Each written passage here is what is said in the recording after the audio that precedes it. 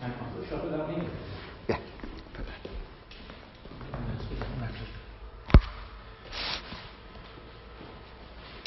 Good, welcome everyone. Great to be together. You can see the slide behind me, the title, Secular Transcendence, Signs of the Almost Sacred in Contemporary Art. So this wasn't my idea. I said to Ant, my old friend, I'm very happy to do a workshop on anything that would be interesting for people. And he said, why don't you do something on art, because we don't have too much on the arts at this conference. And I thought this would be a good topic. Basically, I'm just going to share with you my enthusiasm about 5 works of more or less installation art in London in the last 20 years. So I'm just, as if I'd come back from this exhibition and said to you, hey, this has been amazing. And actually, I do think these 5 works of art have been amazing.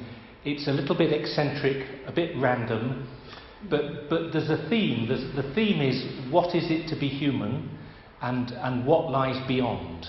And I think you'll see the way I speak about the 5 different exhibitions, that there's a kind of story and a flow, and I've seen them all in London, so there's also something about being in this city, I think. All I'm going to do is enthuse about what struck me and excited me and provoked me when I was there wandering around each of these artworks, speak for maybe about half an hour or so, and then just have some chat at the end, either about anything I've said or about the nature of art or similar works that you've seen that have inspired you, and just see where that goes. Okay, I'm just going to dive in. The first work, this is Julian Opie, not sure how you pronounce the name, Opie, and it's, I don't know how to pronounce the title either. It's Shaida Walking, S-H-A-I-D-A, Shaida Walking. Have you seen this in Carnaby Street? Okay, it's magnificent. So I'll just show you the stills first, right? This is, well, I'll explain it and then I'll show you the video. This is a double-sided LED monolith that makes a walking portrait. And I'll quote Julian. I wanted to draw people just the way they look walking down my street, any street. I asked random people to spare me 20 minutes and be filmed walking on a treadmill. I filmed at 50 frames a second, twice the normal speed, and set about drawing each frame in a pared down drawing style, derived from signs and symbols, ancient and modern. I built a display cabinet using LED technology, usually seen on billboards and information panels. I found a public spot and placed the object on a plinth like a bronze statue of a civic hero to stride endlessly as a living drawing and as part of the crowd. So that's looking from Broadwick Street, where it is, towards Carnaby Street.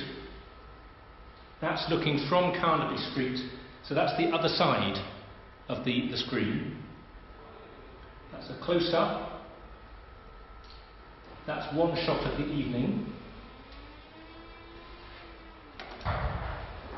And now,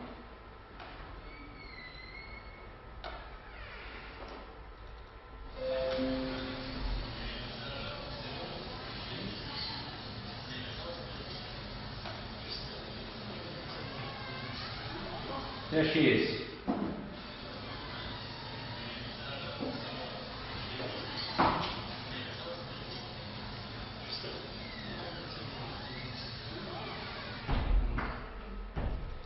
There she is again, from the other side.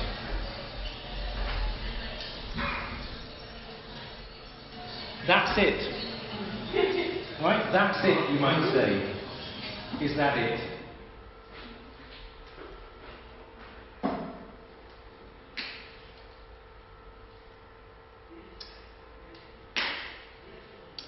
She walks eternally.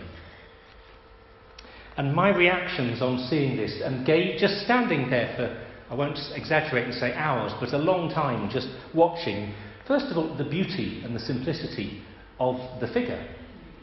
It's a human being, it's an everyman, I should say everywoman, shouldn't I? An everyman figure. Here is a human being, all of us at the centre of art, at the centre of Carnaby Street, at the centre of London, at the centre of the world. This is like a Greek sculpture in modern performance art.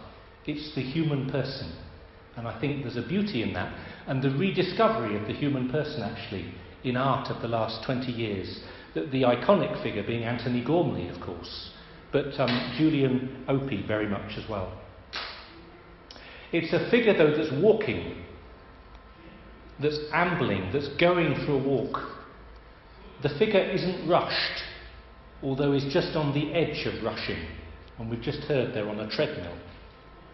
I think there is actually a peacefulness and a kind of recollection about the figure. She seems unfazed by those around her, contented. But she's also a monad, isn't she? She's just there walking, oblivious to the rest of us. There's no community, she can't talk. She's like the young person and the middle-aged person and even the elderly person nowadays with the headphones on, just shielded from the world. She's nonchalant but not heroic. Or rather, there's a heroism in her nonchalantness. I think she's a comment on the city as well, of London.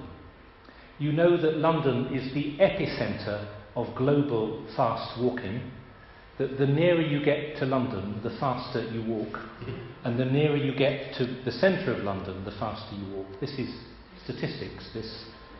The city moves. People come to London who don't know it and they say everyone feels as if they're on a mission. They're on a mission to get from here to that tubeway entrance. It's also something profoundly anthropological, isn't it? Bipedalism, walking on two legs, is partly what defines us.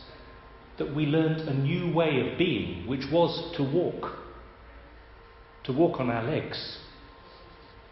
And there's something for me here, gazing at this, about time and about life, of always letting go. She's never still. She's always leaving behind where she was and who we were. And that takes you into a slightly more religious reflection, I hope. I believe that she's on pilgrimage as well. She's certainly not going shopping or going to work. She's just walking. It's the perennial theme of all religions, I think. We know about the Hajj, we know about going to Walsingham and Lourdes as Catholics, the rediscovery of the Camino in recent years, and how Ryanair and EasyJet have helped the pilgrimage. You go home renewed and refreshed. But what's the difference between a pilgrimage and a quest in literary terms? The quest, you don't go home. The quest is about searching for something that you haven't got and your life changing and taking you in a different place. It's the end of that classic third greatest movie of all time, Close Encounters of the Third Kind, where Richard Dreyfuss finds his goal and then says goodbye and gets on the spaceship. There's no turning back. It's also about meaning. Who is she? Okay, he photographed 50 people or whatever, but who is she? Will I ever know? Can I ever knock on the glass to speak to her? This is what came up for me, watching every woman here in Carnaby Street. My second piece of art, this is Mark Wallinger's statue, Ecce Homo. Did some of you see this in the year 2000 when it was in Trafalgar Square, or in the Venice Biennial, or in St Paul's last year? Did anyone see it at St Paul's last year? It was on the steps of St Paul's. So, the fourth plinth in Trafalgar Square, which has been empty for decades, although not recently, this wonderful idea in 1999, why don't we put something on it? And as you know, it's been a rolling programme of different exhibitions. But the very first exhibition, 20 contemporary artists submitted ideas for the fourth plinth. This one was chosen. Ecce Homo. A life-size cast of the figure of Jesus Christ, naked for all but a loincloth and a crown of thorns. Sorry if I'm in your way. Do you want to shift round a bit? Or? Yeah. This is Jesus before Pilate, brought out to the crowds, so that actually this is not a sculpture that can be moved around and put in different museums. This is installation art, because the place it's put is as important as the sculpture. Just as Jesus was brought before the crowds by Pilate, this Jesus, Ecce Homo, is brought before the crowds of contemporary society in Trafalgar Square, and we, the onlookers, are part of the crowds and called to respond. It's life-size. Let me flick through a couple of pictures. That looks fairly a statue, doesn't it? A life-size statue. And there's a close-up, and you see how contemporary the figure looks, and how calm and contemplative, actually, despite the horror of the torture. But also, do you see the scale there? When you take a long shot of the plinth, like this photo, and you see a 6-foot man standing on it, you realise he's too small for the plinth. Why didn't Wallinger do a 20-foot figure of Ecce Homo? Because this shows how tiny and vulnerable he is as a human being. And maybe that he is more powerful for that reason. This is about the humanity of Christ. A human being, human size, on a plinth that is oversized. The plinth itself and the other statues, the lions, Nelson's column, they're about scale, power, grandeur, pomposity. Richard Dorman wrote in The Telegraph, quote, "What Wallinger has really done is to turn Trafalgar Square into something akin to a meditation on the transience of earthly things. Everything in that square, all the grandeur is passing, and there is again the everyman figure, Jesus."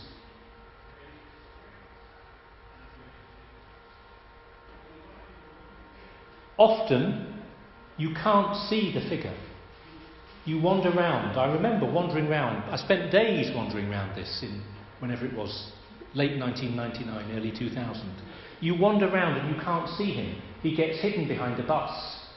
You look and you just see a crowd of faces and people, and you realise that actually behind him there's the figures and he's in front of them. In other words, you have to pay attention to see this plinth statue, unlike the other statues that you don't have to pay any attention to. You find him and you lose him. He is one figure amongst many. In some ways, not talking theologically here, but artistically, he is just a human being lost in the crowd. And if there are some messages hidden in here, well, and I'm not saying this was Wallinger's intention, it's about a single human being being more important than all the pomp and ceremony around. It's about a human being being more important than what they have achieved in the world. It's about the ordinariness and the glory of being human. It's a political message, clearly. It's about injustice and power. On the millennium, Mark Wallinger chose to put a victim of torture at the centre of Trafalgar Square, a prisoner. This is why Amnesty International sponsored the exhibition at St Paul's Cathedral last year, to show that powerlessness can be put at the centre of power. It's a moral message. There's something in the beauty of Jesus. Let me go back to that picture. There's something about defiance, I think, and humility and acceptance. This is a man about to be killed, but it's one tradition of interpreting Jesus as someone who was not broken. Of course, physically and psychologically in many ways, he was a broken man. It's not to spiritualise his divinity and take him out of human suffering, but in one tradition of Western art, there was a peacefulness and a tranquility about Christ, even in his suffering. And I think you see that there in that figure.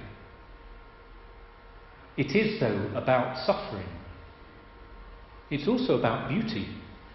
It is a beautiful representation of the human body. I saw it at the Venice Biennial the following year, and it was in the middle of a room, the English Exhibition Hall in Venice.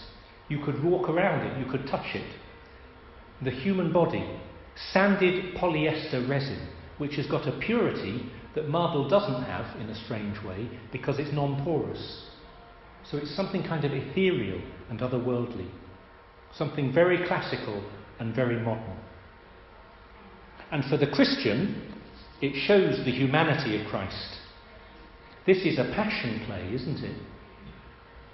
It's like the Passion of Christ on Good Friday every year. It's like the medieval mystery plays, but quieter.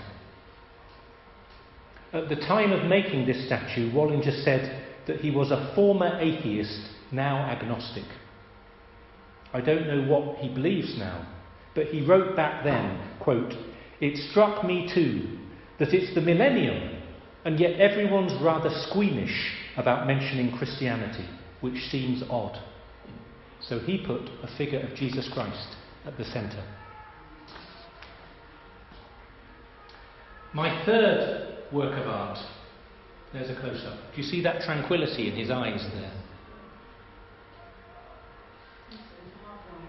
I'm sorry? Yes, oh yes, yeah. So there's something political there as well, isn't there? Right, do you know this? Did you see this? My third piece, and I just wish it were there still. Right? This is by Colombian artist Doris Salcedo. It's called Shibboleth. I call it, well, most people call it the crack. And this is 2007 to 2008 in the Turbine Halls at Tate Modern. I'll jump to that. Right? There's me. There's you. There. Is that you? All man. There we go. So, Tate Modern, the Turbine Halls, as you know, they have a different piece of installation art in there. Is it every year or every 6 months? And Doris Salcedo, somehow, and I will go on to how she did it in a minute, instead of adding something in, she created a crack in the floor of all 2 huge, gigantic sections of the turbine hall, starting at the top of the slope where you enter in, where there was the tiny paper-thin crack that grew bigger and bigger as it gets to the bottom of the slope, and then expands, I won't exaggerate, but just into a very dangerous pit in the floor that spreads across the main body of the back turbine hall. It's an incredibly clever idea, not to add something, but to take something away and to destroy it.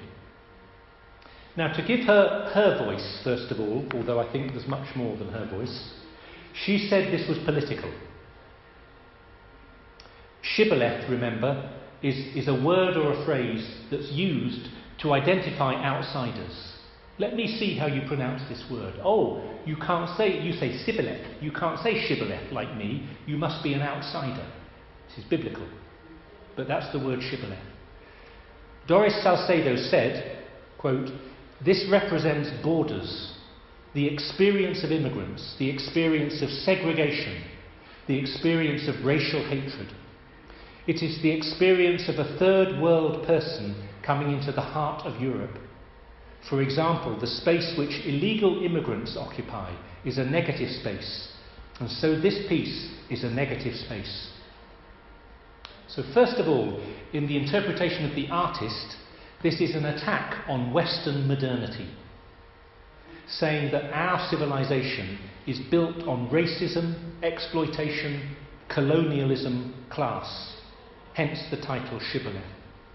Our culture, she's saying, is built on lies, and it's created divisions that are insurmountable. Tate Modern might look very tidy and high culture, but beneath it there are these cracks and divisions. She is, therefore, bursting the bubble. She's invited into the party, but she attacks the grandeur and monumentality of Tate Modern. You might say this is an attack on the Tate Modern project itself, on the whole idea of Western culture. It is just a pile of bricks. And you could say, critically, cynically, she's biting the hand that feeds her. I presume they paid for this. Yeah? She goes into Tate and sticks 2 fingers up at the people who commissioned her. What were the costs of your high culture, she's saying, and I'm going to expose them. But of course, there are so many paradoxes to this, aren't there? Because it is a work of art. It is a work of high culture. It's cultured people going there, or people who want culture. And actually, some of it, there's lots of dispute about this, but I've actually seen it. I've touched it with my own hands. All of this is a work of art. None of this, she actually destroyed the floor. This top slope layer is very clever. All of this area here at the top, in the first half where the slope is actually an artificial raised floor that she's cut into. Imagine I put a layer of plasticine on a floor and then cut into it. So it's not Tate Modern cracked, it's her sculpture cracked. And then the next bit of the turbine hall, she did dig into it, but she dug deep square pits into it and then filled those pits with her sculpture of a crack. Do you see the paradox? It's a very sophisticated trompe l'oeil. It's a work of art. The floor beneath remains fully intact, and it's back there now. Western brutal shibbolethic civilization has reclaimed the land. And look, she's complicit in this culture. Or is she naive? Is she trying to be political and swamped by the politics? Or is she just playing? She says she's being political, but she's just having a game. Did she fail? Yes, some of the floor was broken. And the big Tate show-off now is, oh look, we can still see the scars in the floor. You can go and look at them. But they're not really scars, they're makeup. And it's not overwhelming us, the crack. It's carefully controlled. Children play over it and skip. Let me show you another couple of photos. There's this child with the pram. There, do you see the depth of the crack there? Yeah, so this is in the back. You're looking at it thinking that it's the Tate floor, but is it really? And that's as it wanders its way to the back. It's not so anarchic. There are warning signs at the front saying don't trip over. There are men paid, and women I presume, but certainly men, paid to stop you tripping over.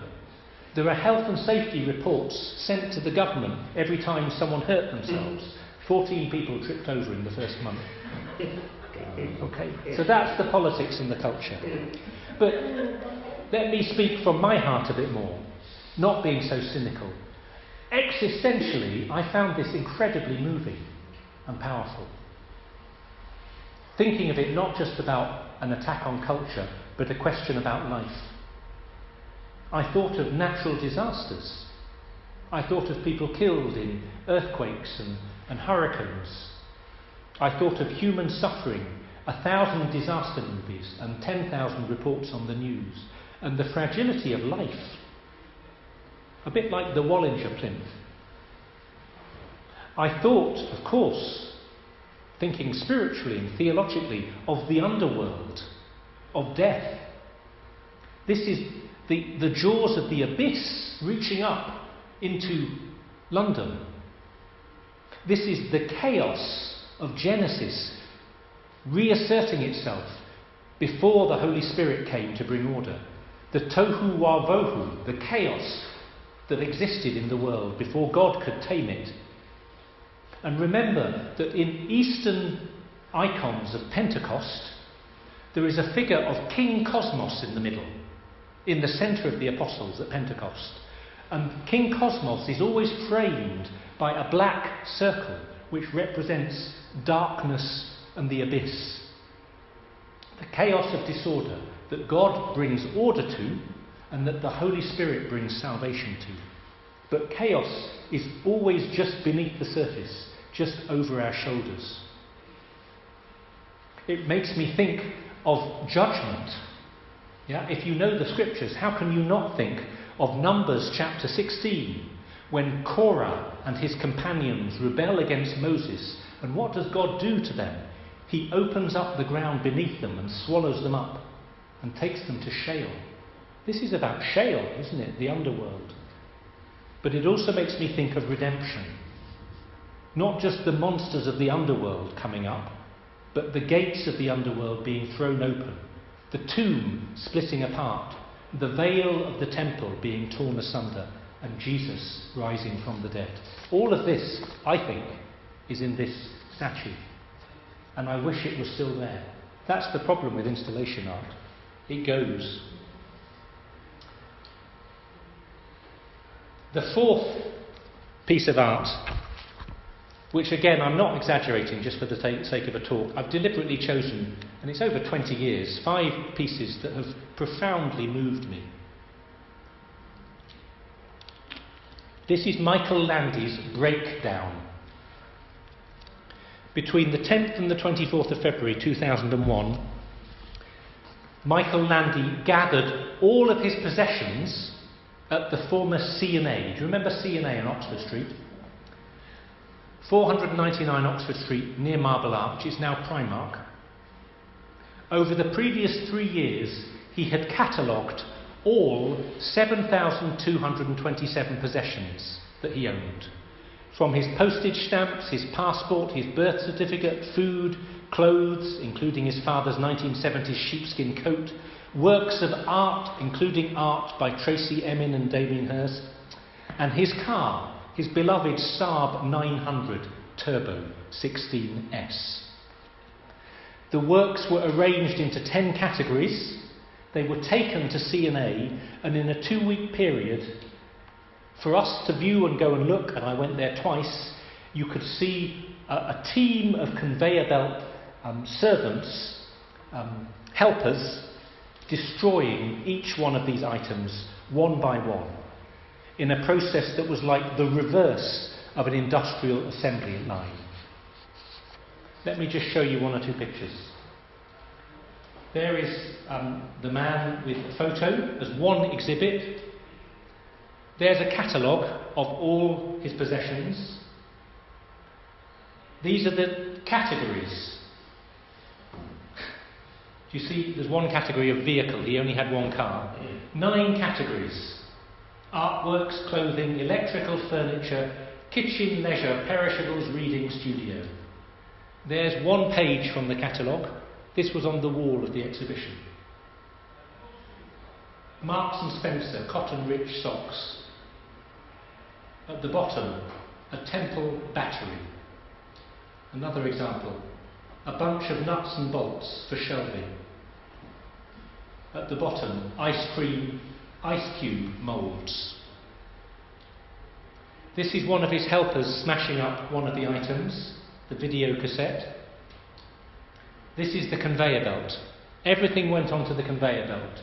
Everything was taken apart and smashed up.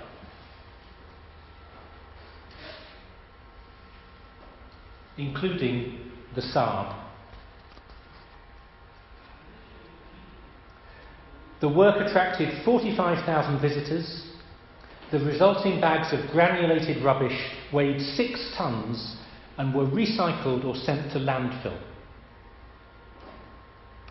Landy said, quote, "Most people could just about give up the flat screen television and the DVD and the digital camera. But when it came to the love letters and the photographs, that was more difficult." So what was going on? Well, this was a London event. It was performance art. It was a moment in time that can't be repeated because it was the C&A just closing. What does this say to me? Why was I so fascinated? Why did I spend literally hours there on 2 nights when I could get away from the parish in North London where I was working then? Well, it's partly about a geeky fascination with lists. What do we own? We all, most of us, like itemising things. There it was on the wall, all 7,000 plus of his things, big and small, important and unimportant, an inventory. It was a meditation on what we have and therefore who we are. Look, let's compare, let's swap lists. This is Facebook, isn't it? It was fun and it was profound. It was a comment on consumerism, possessions and possessiveness. A critic in the Telegraph said, "The ultimate irony of breakdown is that as soon as it ends, Landy will have turned himself into the ideal consumer, a man who needs to be sold new underwear, pyjamas, shoes, toothbrush, hairbrush."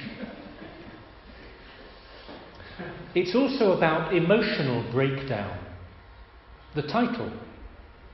This is what we do sometimes when we break down.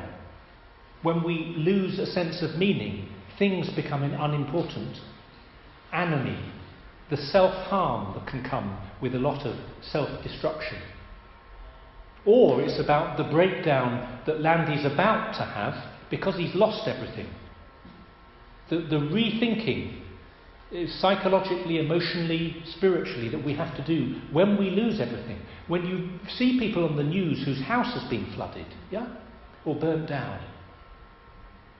It's about grief, in other words, and loss. What happens when you take everything away from me? Am I more than this? Well, there's some theology and Catholic social teaching here, isn't it? Catholics, remember, believe, yes, in the universal destination of all goods. We don't own anything absolutely, but equally in the right to private property.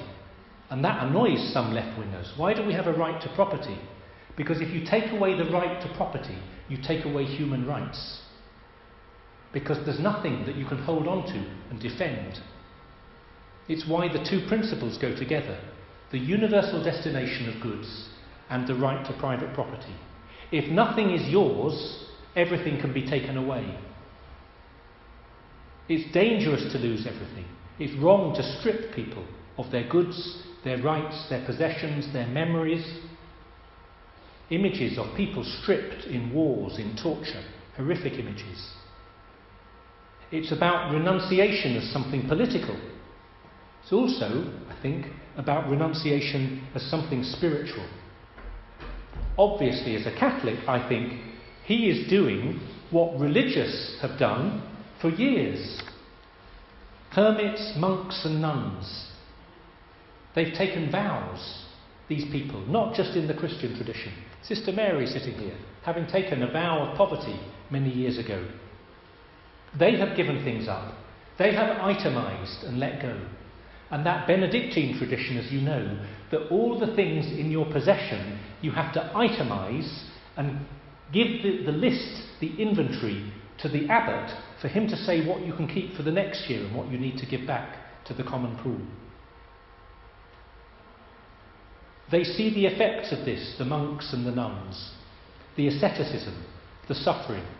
They also see the freedom that comes from letting go. And they, unlike Landy, did it for life. And actually, I went to the discussion at the end with Landy taking questions, and of course being very cocky. I said, look, this is wonderful what you're doing, but monks and nuns have been doing this for hundreds and thousands of years. Have you made the connection? And he said, I hadn't really thought about it very much, which surprised me. It's also about transience, temporality and death. And that's why I'm making the connection with Wallinger. All the time we are letting go. Every moment, like the woman walking in Carnaby Street, the present is becoming the past. We're clearing out constantly. Only last month, my mum died 2 years ago, but only last month was I clearing out lots of her stuff. Sorting, filing, archiving, and sadly having to throw out lots of the books that had been precious to her, or to her grandparents, or to her great-grandparents. But there comes a moment when you can't hold on any longer. And everything will be lost in the great conflagration, the end of time. Everything will be buried. Everything will be burnt. And will we be able to make a new start then? That's the transcendent question. And what will we take with us? And finally, this is a bit simpler because I've gone over a little bit. My final exhibit was just this January, Ron Hazelden, Echelle. Did any of you go to the Lumiere exhibition? Yes. Right. This is the most beautiful exhibition in London every year. It's Lumiere. It's 4 nights every year. I hope they do it again next year, when there are installation light exhibitions all over London. It's absolutely glorious. This, as you can see, is a pink neon step ladder. It's been exhibited in a number of places, but here is my point. This year, it was exhibited in the spire of St Martin in the Fields. And the only photo I've got I could find is one I've taken myself, which isn't very great, so this was the night I went. But take a look at the close-up there, right? And I'm sorry it's not more detailed, but they put it on top of the spire of St Martin in the Fields. And this was the beauty.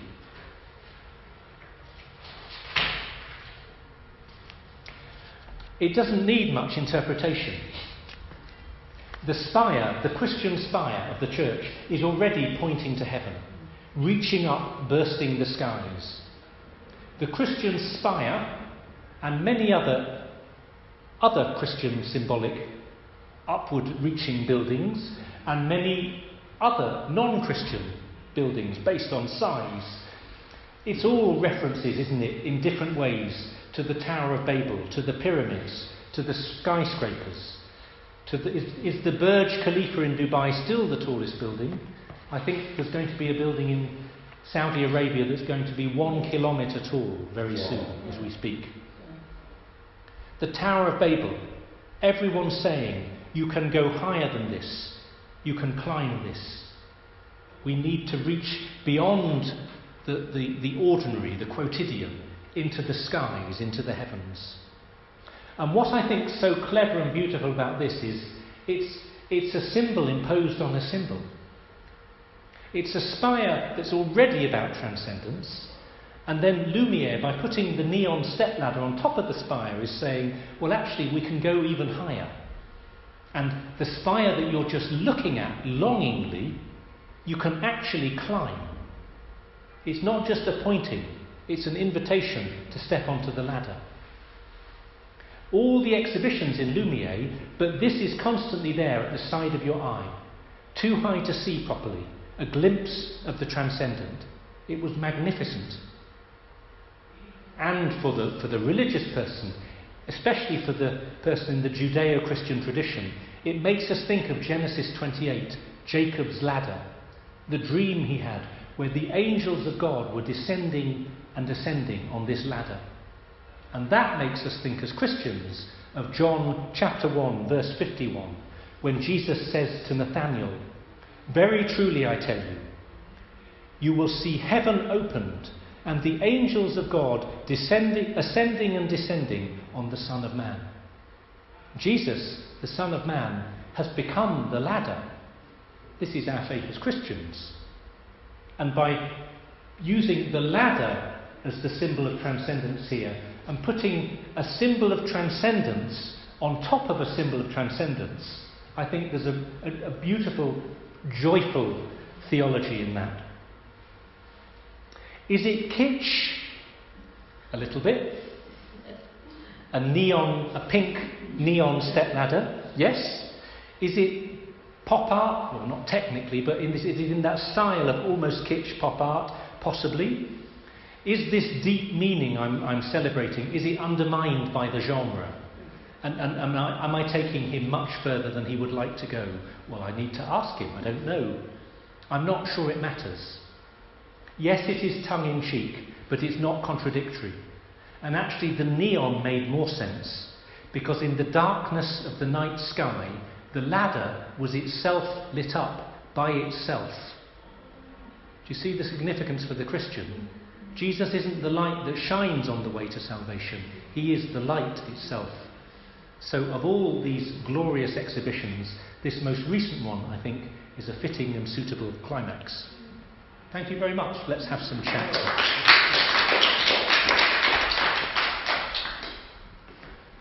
Why don't you pause that there?